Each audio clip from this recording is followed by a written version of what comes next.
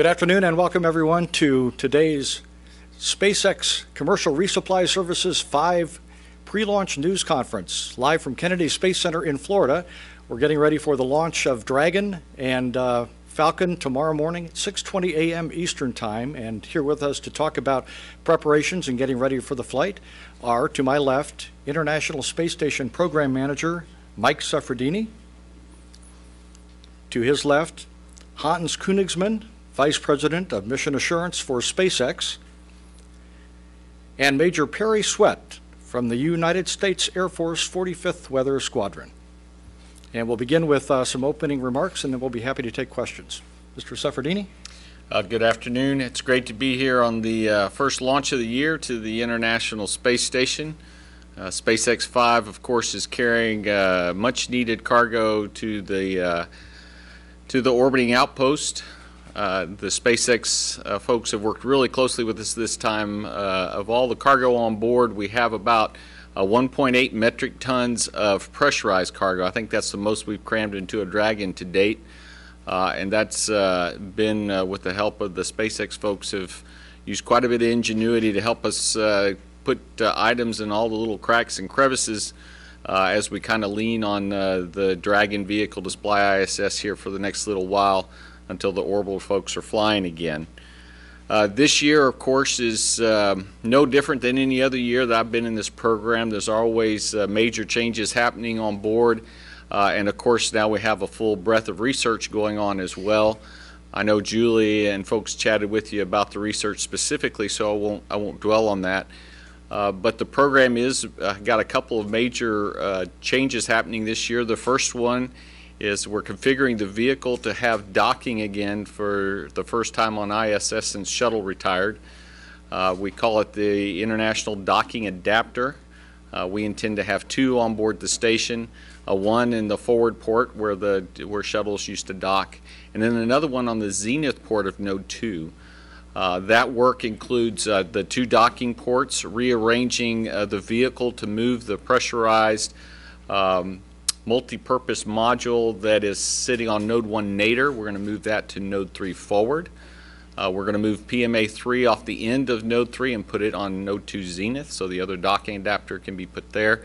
And then berthings will occur at Node 2 nadir and Node 1 nadir. In addition to the docking systems, we also have to install the targets necessary to allow the close-in proximity operations to occur, and the communication systems. So we're going to have a different communication systems on board in order to allow command and control between the ISS and the approaching vehicles. So this is quite a bit of work. Our plan has always been to have a docking capability in place and operational by the end of 2015. We're still on track to do that. The first real steps you'll see us take, and Dragon is bringing up some of this hardware, is to these three EVAs that will occur once Dragon arrives and gets settled in. We have three EVAs that are going to start the reconfiguration work. Once the EVAs are complete, then at some point in the future we'll be ready to move the PMM whenever the ops team is ready to make that move, and that'll be the most obvious change until SpaceX 7 arrives with the first of the docking adapters that will be installed, and that one will be on Node 2 forward.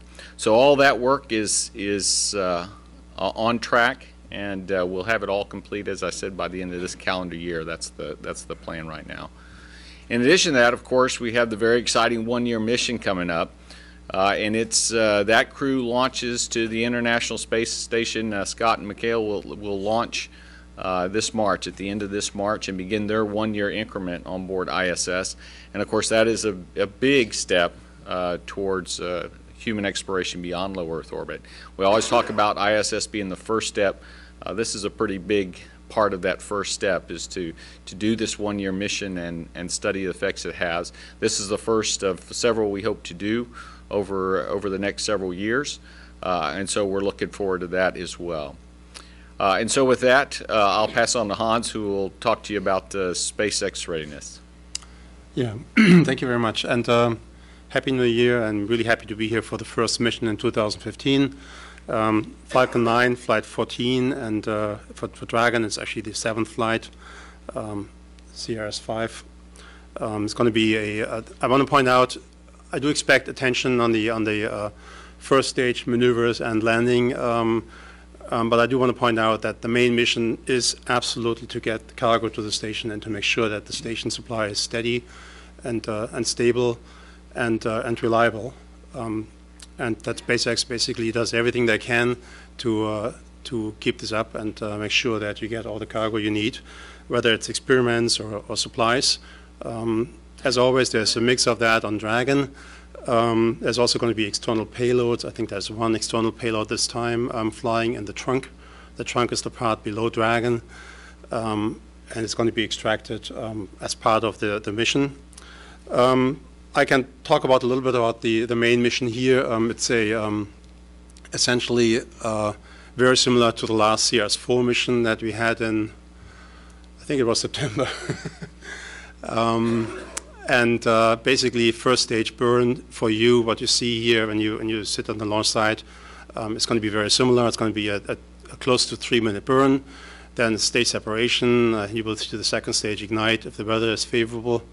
And you will see the second stage continue for another 7 minutes before we get into orbit. In orbit, it will take us 30 seconds priming and maneuvering until we deploy Dragon. There's nothing different from the last mission as far as you can tell from the outside. There's going to be some differences after that, I get to that in a second. Before that, I continue with Dragon. Dragon continues for about 2 days. It's actually 44 hours on orbit maneuvering and phasing and height adjustments until it will be grappled by the station arm. Once it is berthed to the station, it will stay there for currently scheduled 30 days. About I think February 7 is the current release date, deploy date from the station, and then come back and get water in the Pacific, a couple 100 miles to the west of Long Beach. We will wait there with the boat and catch Dragon basically and put it on the boat and bring it back to the harbor for further payload, down payload, in that case, processing. And that will then be the end of the mission. So when the first and the second stage separate, the first stage will continue, and it will continue on a secondary non-mission critical, I guess, experiment to some extent. It will turn around, it will perform what's called a boost back burn. That boost back burn brings the stage closer back in. It will then continue to just coast. And as it gets closer to the atmosphere, it will perform an entry burn. The entry burn will slow the stage down, and that reduces the loads on the stage. So it's supposed to bring the stage then through the atmosphere, and that will be followed by a landing burn, and the landing burn is targeted to a autonomous spaceport drone ship. That is the official word for it. So the drone ship sits there right now and is basically waiting for the mission to happen. That I'm pretty sure this will be very exciting. It's, as I said, it's an experiment. There's a certain likelihood that this will not work out right, that something will go wrong. It's the first time we try this. Nobody has ever tried that, to our knowledge. And so currently, Elon put a probability of 50% on this part, really as an experimental part, basically, of the mission. Again, it's not part of the mission. We will focus. The entire company worked very hard to make the ISS part and the ascent part and the cargo part happen. I just wanted to bring it up on the side because I guess you're probably interested in that too. I guess that's all I had. Major? All right, good afternoon. Well, after a warm weekend over the Space Coast, we are seeing that increased cloudiness and wind shift around from the south to the north associated with a cold front that has since moved into our area and slowed down and over the central coast, over the central Florida area, I should say. As we get into, excuse me. Fortunately, that front will not stall out like the last one did, and will continue to slowly push to the south. And what that means is the cloudiness will decrease, the clouds will start to thin out, and that has allowed us to decrease our probability of violation from 40% that we had over the past couple of days to 30% as we do have now. We can go to the visible satellite shot, please. You can see those clouds little as the sun slowly starts to go down. You can see you can still see the clouds there associated with the front. Again, they're slowly starting to move to the southeast, and we really won't see a good push of clouds move out until Wednesday and Thursday. That's when we'll really see that front make its way to the southeast. So for tomorrow morning, we are looking at scattered clouds in the lower levels and mid levels, and then in the upper levels will be mostly cloudy skies at about 24,000 feet. You can see right there the forecast, 2,000 feet scattered in the mid levels and broken about 24,000 feet. And the mid levels is really where we will be focused, is associated with the thick cloud rule. We'll be looking at clouds anywhere between 0 degrees and minus 20 degrees Celsius, and in this case that's about 15 to 20,000 feet. So in that areas we'll be looking for clouds over the launch pad, and seeing if the cloud, any part of that cloud deck is that's greater than 4,500 feet thick, is between 15 and 20,000 feet. Visibility, no issues. Winds will be out of the north, northeast at 5 to 10 miles an hour. No issues with weather, and temperature about 64 degrees. Again, 30% chance of violation associated with the thick cloud rule. If we can go to the Friday morning, if we happen to slip into Friday morning, really no issues with clouds. Our concern really becomes more of an issue with the flight through precip. When we see the onshore flow, and this isn't really a direct onshore flow, we're seeing more of a, with the north-northeast conditions, it's more of indirect onshore flow.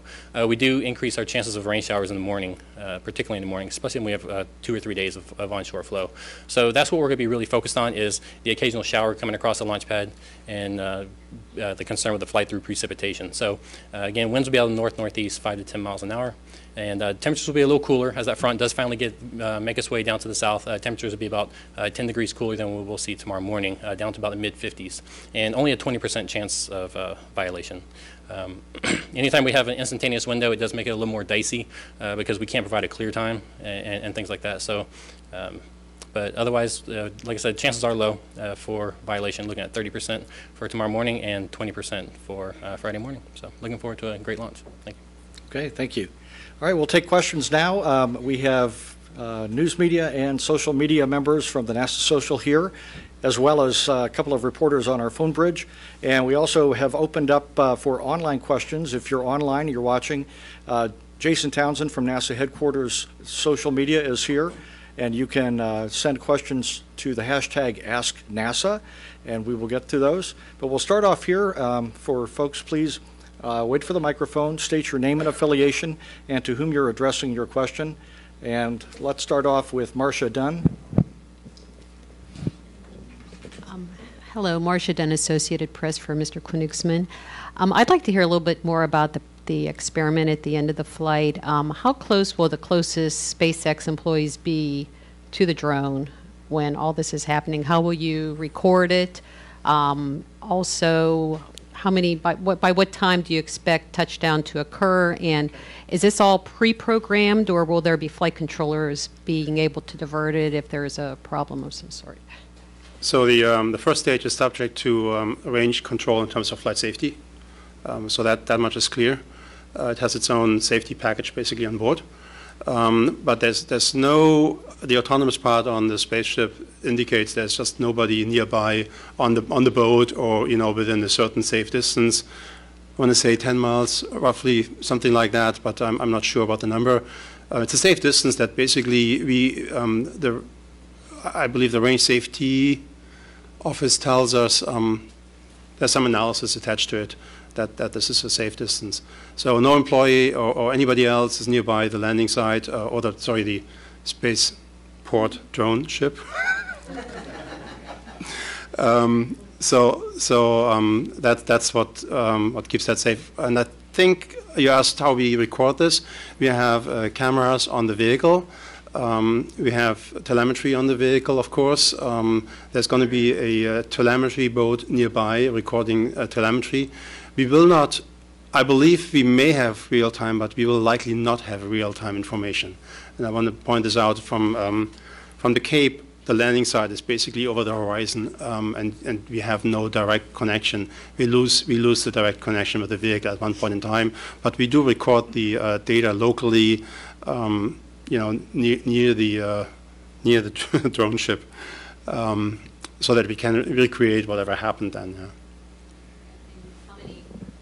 How many minutes post Oh, launch the do you time, expect yes, touchdown? of course. So the nominal shutdown of the first stage booster is 9 minutes after liftoff. It's actually just a little bit ahead of the Dragon deploy, and we will in the webcast we will focus on the Dragon and the main mission. Bill? Bill Harwood with CBS with two questions. Hans, what kind of sea states can you hand, and maybe the weather gentleman can give us some sense of what the waves are wherever your drone ship is, and I have a question for Mike after that. Yeah, I don't know the sea state numbers, but I heard the waves are currently 4 to 10 feet, and for the backup day I heard numbers up to 14 feet. This is neither one is a problem for the autonomous spaceport drone ship.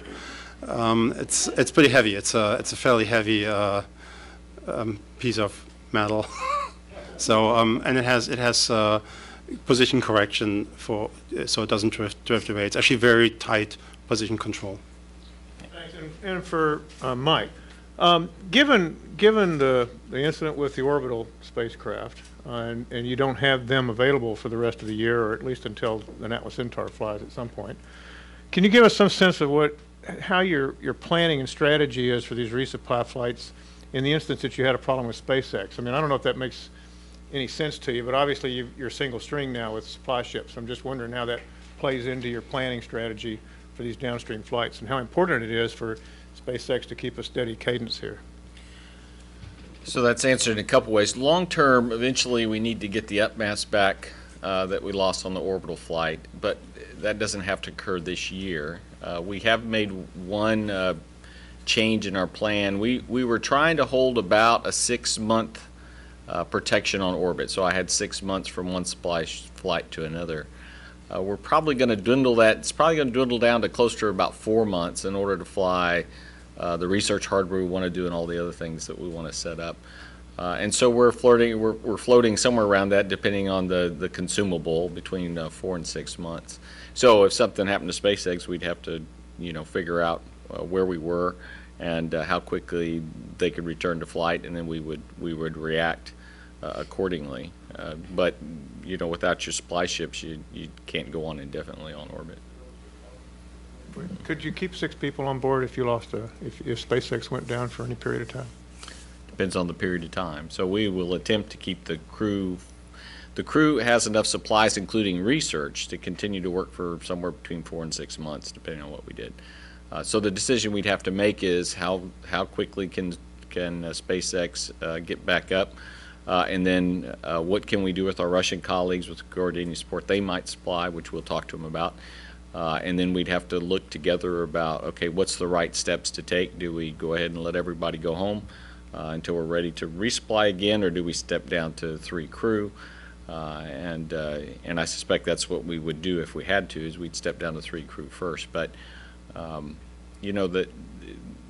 the way we manage station is not to have to make those decisions immediately. So we have quite a bit of resources on board. We have quite a bit of time to work through the problem. There's any number of problems that can be recovered from pretty quickly and get right back to flight.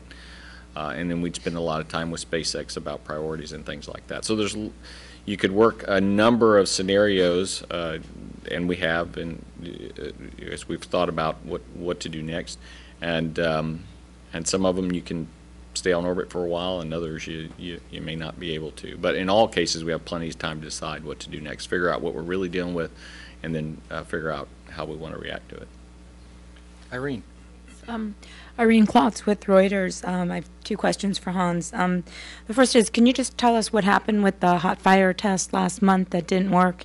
And also, considering that SpaceX has already done 2 soft lands on water, what is the challenge this time? Why aren't you guys kind of expressing more confidence that this will work? Thanks. Yeah, so the static fire was a tad short. We expect it to be a little bit longer usually, and there are boards on the vehicle. We clipped one of them. We looked at the data and we were on the fence. We decided just be cautious and repeat the static fire. So that's what happened then, I want to say on the 19th, a couple of days later. And by that time, we pretty much boxed ourselves against Christmas and holiday season. And so we decided to I guess, stand down and move everything into the next year.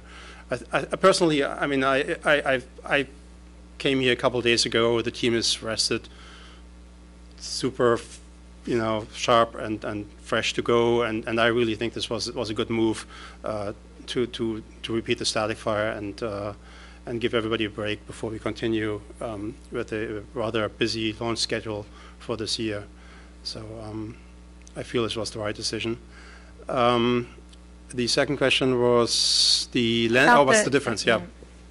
So in the past, we pretended the ocean is a landing pad, basically, and landed soft on there, and you're right. Those landings were actually very successful. They worked really nice. There's obviously the ocean is not a platform, and so it didn't. The fundamental difference is the limited size, I think, of the autonomous spaceboat drone ship. It's very difficult to hit a platform of that size, basically. And when you look at it on the ground, I think it's probably a very, very big platform, a big spaceport. But if you look at it from, I think, almost 150 or so miles up in suborbit, then it looks like a very, very small place to land on. So I think the position accuracy of that is just the primary challenge. In general, there's not a lot of room to maneuver.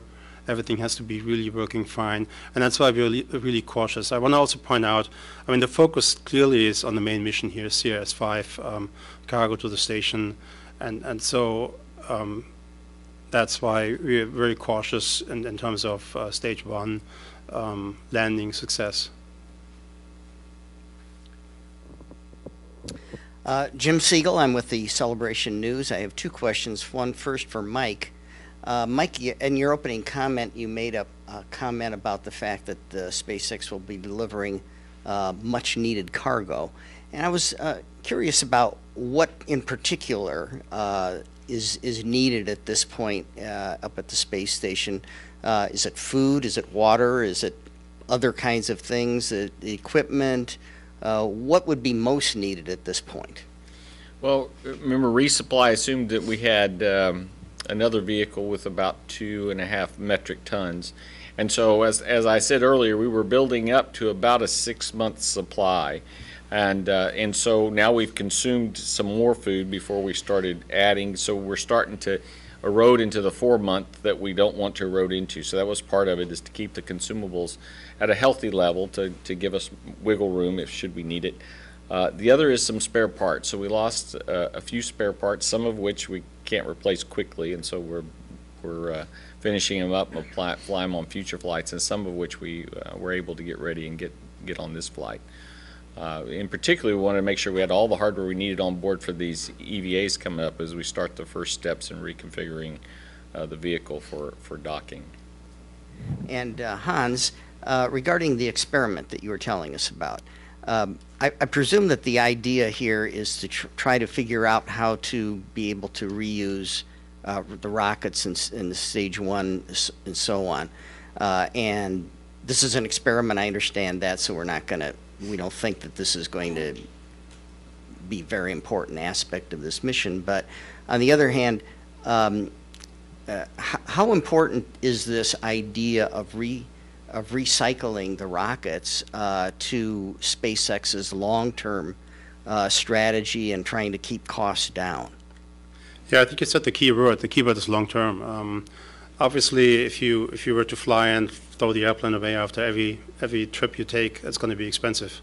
And so if you carry this over to rockets, if you're able to reuse parts of the rocket first stage, really, and the key is actually reusability that is easy. It does not involve taking the rocket apart and replacing a lot of parts here and there and putting new engines on. By that time, you're lost already, basically. But I think if you have reusability that, even just limited for a number of flights that is in the airplane, type category, you inspect it. That is the long-term vision, I think, that largely Elon drives into SpaceX. And honestly, if you do imagine that you can fly the stage 50 times, there will be costs associated with recovering the stage, but that is really the way to go in order to get costs on launches down. And yes, we try something different. In the past, there's been different methods to achieve reusability or landing. I feel like this is just another route that might actually looks very promising. Actually, I'm going to be super excited if this works. But at the same time, I don't want to distract from the main mission. I understand it's very important to get CS5 into orbit. Actually, much more important right now, and we work on this long-term goal, continuously. We'll take a question over here, then we're going to take questions from Alan Boyle and James Dean before we check in with Jason Townsend, who's been monitoring the hashtag AskNASA, and after that we'll go to the phone bridge and then come back here for questions. So. Hi there, I'm Ian Bragg with NASA Social. This question's for Hans. Curious what the control burns landing on the autonomous spaceport drone ship are using a significant amount of additional fuel, and if so, is this adding a lot more weight to the rocket, and how is that different from previous launches you've done? It's actually not that different from the simulated landings on the surface. It's very close. It does use additional fuel on the overall sense. You got to keep some fuel on the first stage for that maneuver, but it's actually not that much. And there's some benefits you have. The stage is largely empty, so it's light after the main burn, after the ascent burn. And we actually, when we land, we only have one engine on, so it's somewhat favorable in that case. That the stage is it's a big structure. It's no question. It's a pretty big structure, but overall, it is actually very light. Alan. Hi, Hans. I just wanted to kind of fill in some of the gaps that I had. Is there an abort sequence? Is there a scenario where you would say, let's do something different from the rocket, or maybe let's tweak the rocket instead of trying to pull off the experiment? And then is there going to be a real-time determination of how successful it was, or do you need to wait for the videotape? I don't understand the first part of your question. Can you The first part is you have the first stage separation, and then is there any scenario where you say we're not going to do the boost back? No, it's automatic. Okay. It's on sequence. Basically, the rocket goes its way, so to speak. Yeah. There are decision points, but the rocket will nominally go through a timeline and perform the burns and maneuvers that pointed to the autonomous spaceport drone ship. So there's no decision there, unless, that's. And the second question is, will you know in real time how well it worked? I don't want to promise that, frankly. And the reason I won't is because it depends on internet connectivity to satellite and links that we don't always control. And we've seen them work mostly, but sometimes not. So we should have some indication, but I really don't want to promise that. If you just rely on range assets here, basically receiving antennas, no, you can't see it from here. And then the last thing is, if it does work, what happens to that stage? How is it brought back? It's going to be a huge celebration. The stage will be brought back to port and thoroughly inspected. Obviously, a lot of our future decisions depend on how well that stage comes back, if there's any damage, and how we could improve thermal protection and stuff like that. Yeah, it will stay on the autonomous spaceport drone ship. James. James Dean, Florida Today. Hans, apologies, but continuing on this theme with just some additional clarifications, just regarding the differences in this one versus previous attempts or soft landings. You know, you have made some changes to the booster with the fins, right? I just wondered, you know, how much of a difference do you expect that to be? I mean, 50-50 odds actually sounded pretty good to me for this first time. You referenced the. Maybe I'll just start there if I can. Yeah. Follow up. So you're right. We added grid fins to the vehicle. They're visible on the outside and they fold out. I guess like 5 minutes roughly into flight. The grid fins give us more range on the down part of the trajectory, and they allow us to keep the vehicle stable. So they save propellant, which we obviously need for the landing itself. So that is obviously one part of the uncertainty that we have. We've done analysis, we've done tests, but ultimately you need a flight test to verify how effective are those fins, how well do they work, do they maintain stability in terms of roll, pitch, and yaw on the vehicle, and all these things are. It is an experiment to some extent.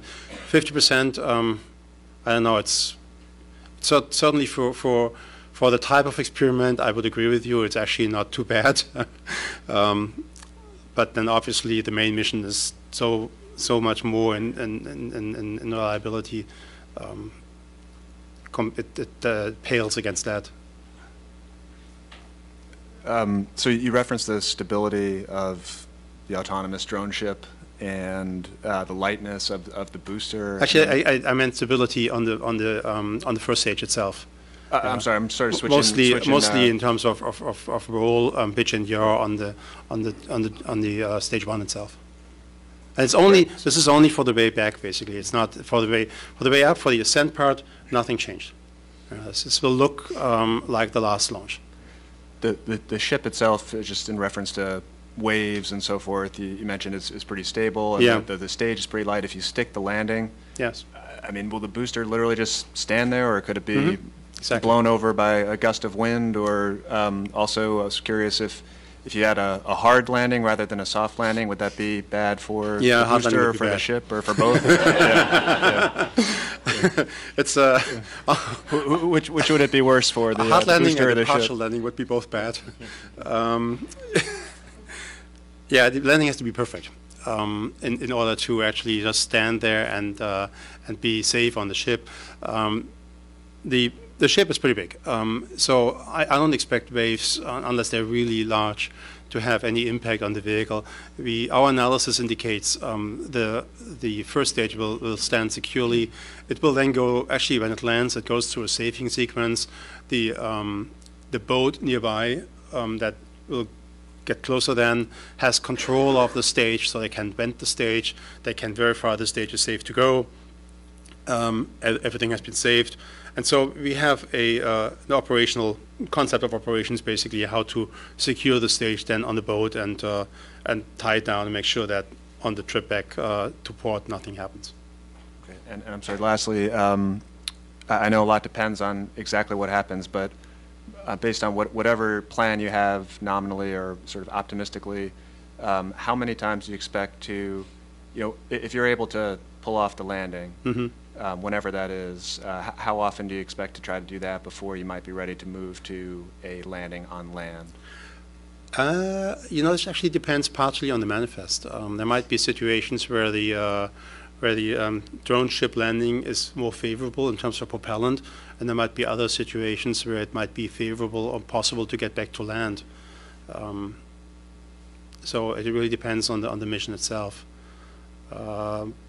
If I recall correctly, that drone ship will be active for the next couple of launches then. For range safety, have you committed to trying a certain number of times before they'll No, let you there's come no- back to land? No. I mean, it's certainly safer the way we do it right now, and range safety is pretty happy about that too. So it's a good test before we get back to land. Okay, Jason Townsend has been monitoring social media questions for people who are watching online and using the hashtag AskNASA. Jason, do you have any questions for us? Indeed, there's actually several here. This first one comes from Twitter user Anthony, who's asking, this is for Hans here, if the first stage landing is successful, how long will it be before we see video? And dovetailing with that, Philip asks, when will we know the result live? So the second question, will we know the results live? Probably not. There will be some delay. If we know the control room, then I'm pretty sure it's going to be out pretty soon. Yeah, but we might not know it immediately. And in terms of video, I want to say, if it goes well, by the end of the day, maybe something like that. It takes a while to transmit the video back, and that's another thing where the link has to work. So it might be a couple hours, day or two. We work as hard as we can to get this done. But yeah. Wonderful. Next question here is from a Twitter user Douglas, who asks, would a single engine failure prevent the first stage recovery even if you could push Dragon onto orbit? It depends. So it depends on the engine that fails. If it happens to be the engine we need for landing, that would be bad. I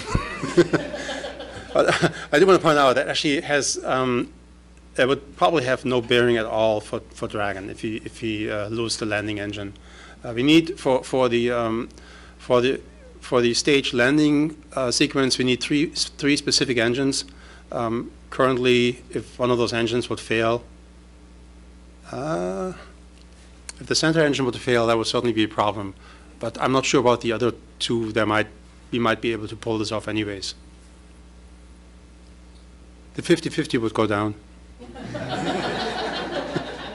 This next question comes from a Twitter user Anthony, who asked, at what altitude and speed do you expect the grid fins to deploy?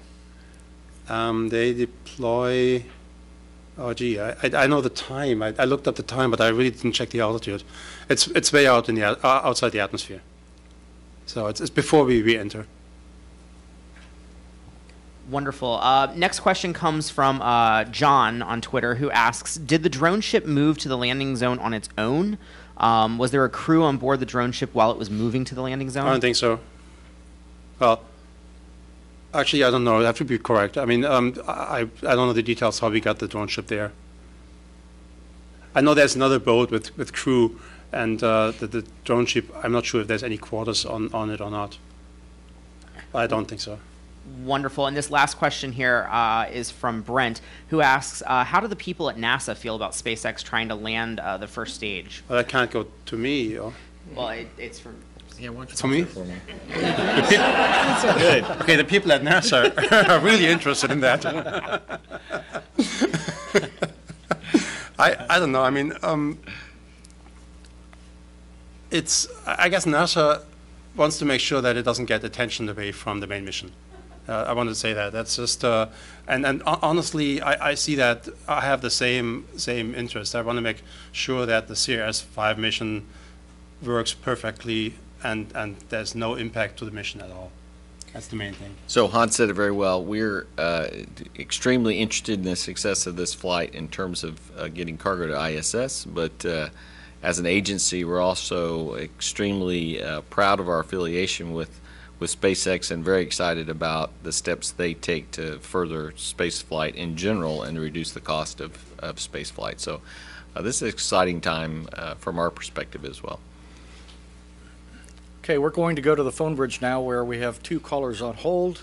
First, let's go to Jason Davis from the Planetary Society. Are you there, Jason? Yeah, I'm here. Thank you. This is for Hans again, all about the barge. I wanted to know if you have a precise landing coordinates for the barge. It looked like it was about 200 miles east of Jacksonville, possibly. And then, secondly, I wanted to see if you'd be willing to say how much the autonomous drone cost. Thank you. Oh, okay. On the first one, the first question, all I comment is stay away. I really mean that.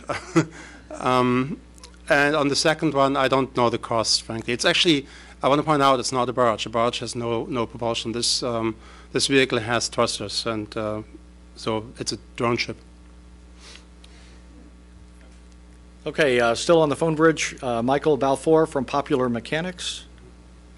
Hi there. It's good to be here. Thank you for answering these questions. Hans, about the drone ship, can you give us a rough, just how far out it's going to be from the Florida coast, if not the actual coordinates? And also I wanted to just verify that you said it was about 9 minutes after launch that it's supposed to land. The first stage will land on the barge. Is that, on the drone ship, is that right? Yes, that's correct. It's the nominal timeline shuts the engine down right around 9 minutes. And again, that's just a tad before the second stage shuts down. And I, on purpose, did not look exactly at the location. I know it's a couple hundred miles out in the ocean to be safe, basically. But I don't know the exact location, unfortunately. Okay, back here for questions. Phil. Hi, Phil Keating, Fox News. Hans, I'd like to return back to the landing on the autonomous drone ship, if you don't mind. First of all, is it sitting in the spot right now where you're hoping the rocket lands, or is it actually going to adjust at all tomorrow? It picks a spot and it holds the spot. And it holds it very tightly. Elon Musk has said the whole idea of not trashing the rocket into the ocean, but doing this reusability is, akin to not buying a brand new 747 and throwing it away after one flight. So take us into the future where this is proven successfully. What are we looking at as the future of space exploration with rockets, that it could possibly land on the launch pad day of, restack, and take off again, sort of like a commercial aircraft? I mean, what could it be? I think that is the vision ultimately, to make this more like an aircraft operation, where the stage comes back, gets minimal service. Fundamentally, if you look at the aircraft industry, which is extremely a well-oiled machine by now, just simply because they have so many operations. And if you can get the number of operations up in the space industry, that basically is our vision and our goal, to have as many launches as possible, to make sure that we fully understand what happens on the way up and down, and address whatever needs to be addressed, but not more. And basically drive the cost down over the long range. I mean, this would have an impact on the entire industry if you, for a moment, assume this would be what you said, like one launch per day or something like that, or even more. You would fly spacecraft that wouldn't be that expensive anymore. You would take more risks, and you might have a week of supply on the station. So I think if this would work out, it would have a tremendous impact on the industry that I haven't really thought through personally. I'm pretty sure Elon did. So yeah. Go ahead. Stuart Muddy, Interspace.net, and my question on the same subject is for Hans.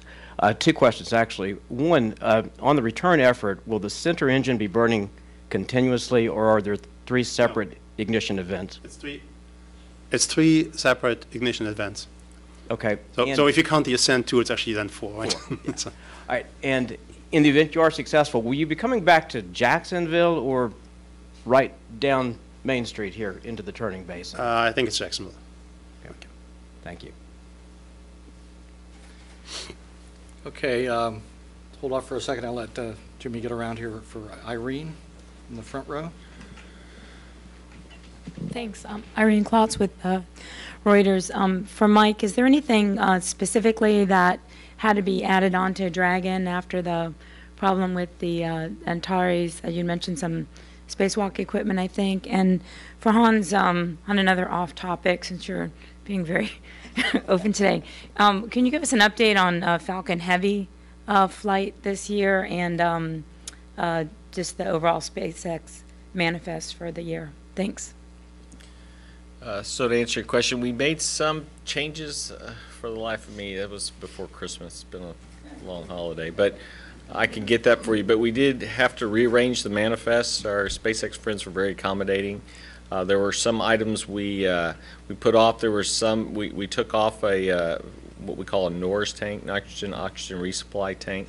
We figured out from a logistics standpoint we didn't need that tank. It was going to fly with oxygen on board. And that freed up room to bring some other supplies, but specifically what we put on, I've forgotten now. But I can get that for you and supply it through these guys. Marcia? I'm sorry. I had a question for about Falcon Heavy and the manifest. Okay, so the manifest is busy. On the bright side, unlike this will now include more launch sites. Vandenberg will be more active. You will see the next mission is a mission called Discover, and it's actually currently at the end of January.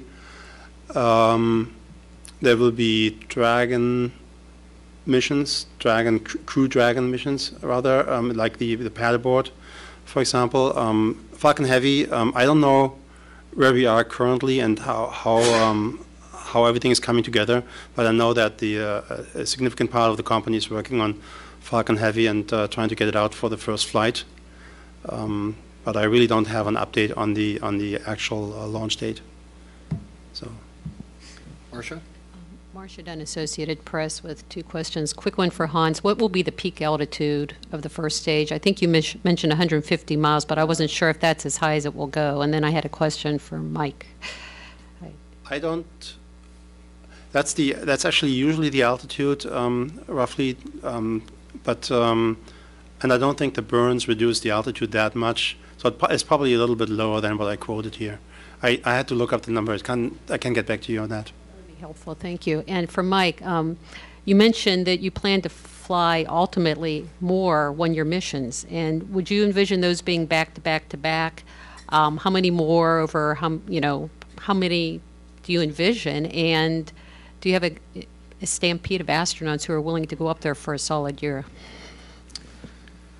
Oh, that's a loaded question, so I'll stay away from the stampede of astronauts. But the answer to the question is from a U.S. Life sciences perspective, they have come to us and said they thought it would be beneficial to have 12 one-year subjects.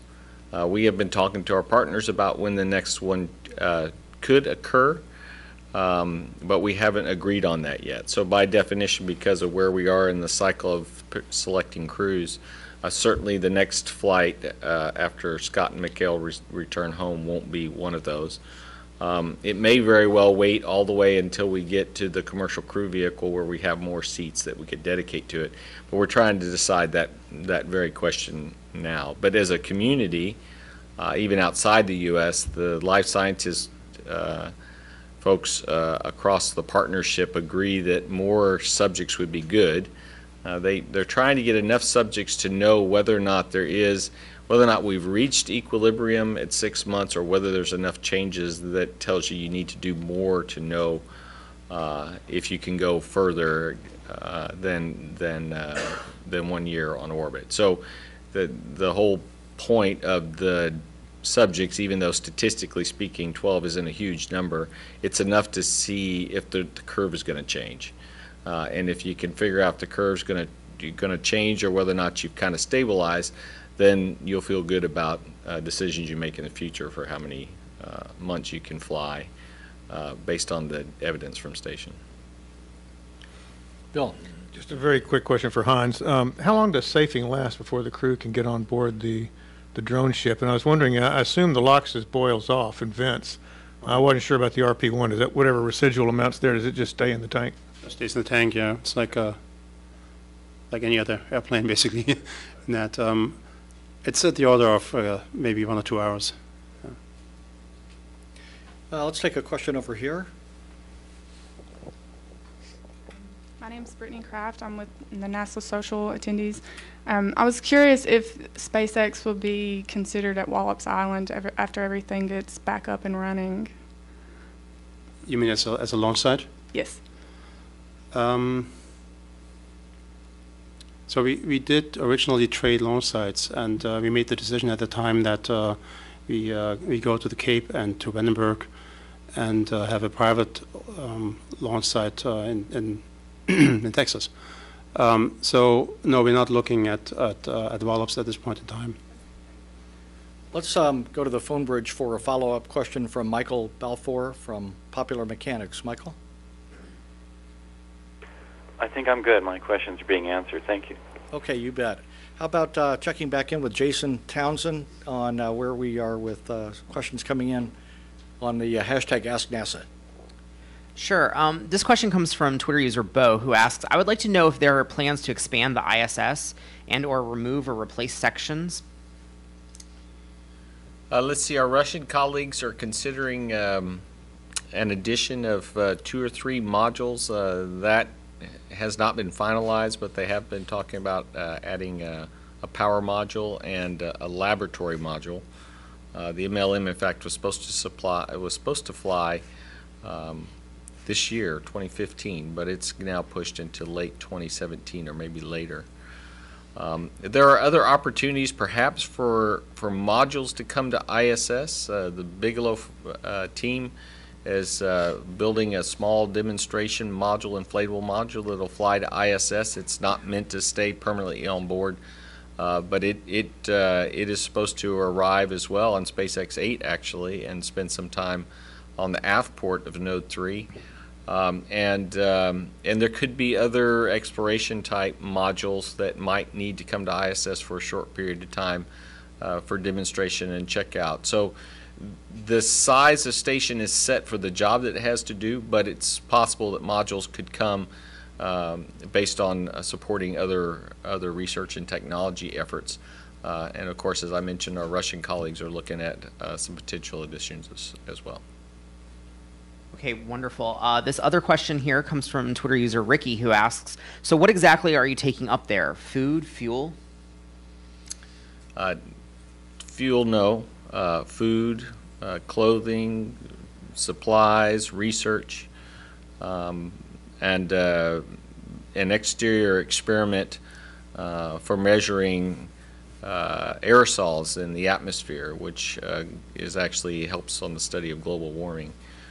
So we continue. That's kind of the standard fare. It's usually about 30% cruise supplies and food, 30% research, and the other 30% is spare parts.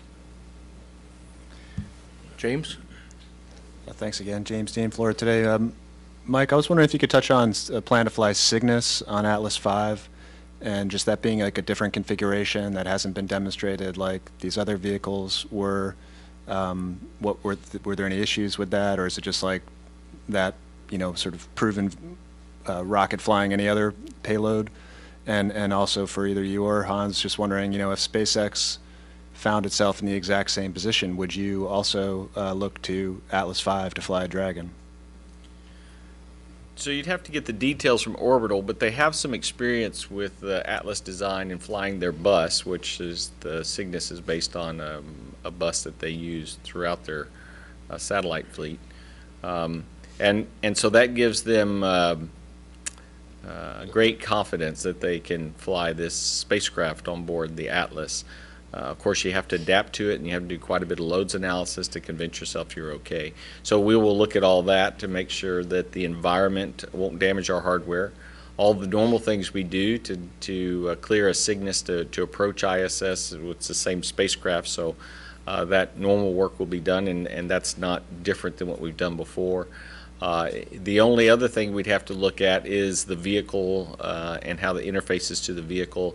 And understand that performance. Of course, it's an Atlas, and there's quite a bit of data on the Atlas vehicle itself.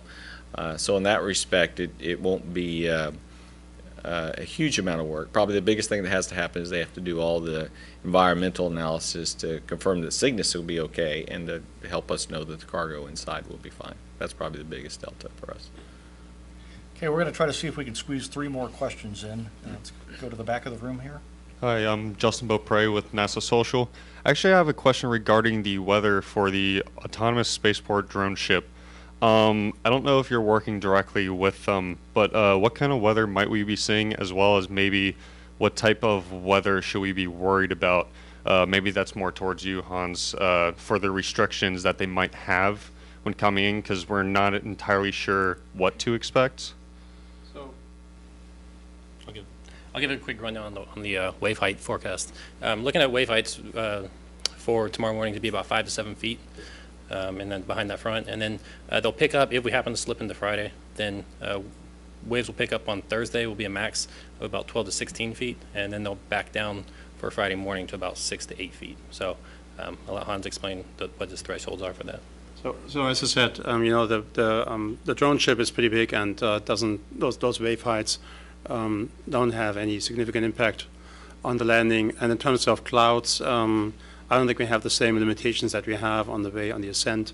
I don't think there's a thick cloud rule on the way coming down. So there's a lot less limitations, honestly, in terms of landing. Okay, here in the front row. My name is Adam Byerly with NASA Social and NASAPICS.org. I was wondering if you could tell us a little bit more about the actual process of capturing the Dragon spaceship to the International Space Station, how long that takes, the actual procedure, and how it may differ from other missions like this. Is that to me or to you? Okay. Well, I guess it's an arbor. I think the R means radial approach in the sense that Dragon basically creeps up under the station over a period of, I think it's like maybe 6-7 hours. There's certain hold points in there. I want to say something at the order of several kilometers out. Once you enter the keep out sphere, there's going to be more hold points at 2.5. And so on and so forth. Every hold point you verify that you're good to go, you have all your redundancy still working, you got enough propellant, and so on and so forth. It's a very elaborate and cautious approach, I would say. The Arbor has also certain advantages that if you lose total control at one time, you're not endangering the ISS at all. It's a very safe approach. It's not like tailgating, basically.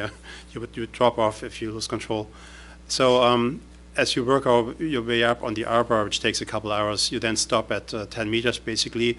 And once we got the go for capture, which is always a dramatic moment, I forgot actually the time. It's roughly 44 hours after launch, so it's going to be in the middle of the night instead of early morning. But once we get that command, Dragon basically decides not to do anything anymore.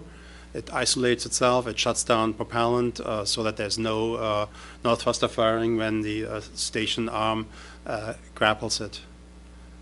And so he flies, they're going to fly into a box, right, about 10 meters away from station, and as long as they're in the box, right, then as Hans says, at some point they go to free drift. The crew moves the latching end effector in to grabs the vehicle, and then rigidizes. Then at that point, actually, the ground commands the arm. The crew goes off and does other things. The ground commands the arm to put the Dragon over to the common berthing mechanism. At that point, the crew comes back. They operate the CBM in conjunction with the ground and attach to the station. Hi, Val Phillips, Zero G News. I actually have a couple of questions. One for Hans, which is basically about the range around the autonomous spaceport drone. In respect of anything coming into it, which is like a ship that shouldn't be there, kind of thing. What's the issue in respect of will that just abort the attempt? And in respect of Mike, I was just wondering about any items within the Dragon which is related to the 1-year mission that's coming up, whether you're starting to stage materials up for the 2 crew members. Should I go first? Please. Okay. So any ship going in between or getting too close, you would try to chase away. It's obviously it's a safety issue. There's human life over something else, so we would chase it away. And yes, Dragon has some of supplies for the 1-year mission. I think some of it's already up there, and then some of it comes up on Dragon. Some of it actually comes up on the vehicle that they fly on as well. So a portion of their supplies go up on SpaceX 5. Okay, I'm sorry that we didn't get to everyone's question, but we have to wrap it up and get ready for launch tomorrow morning. The exact liftoff time that we have now is 6:20 and 29 seconds a.m. Eastern Standard Time. Our NASA television coverage will begin at 5 a.m. And between now and then, you can keep up on any activities that occur by going to the website at www.nasa.gov/SpaceX. Thank you all very much.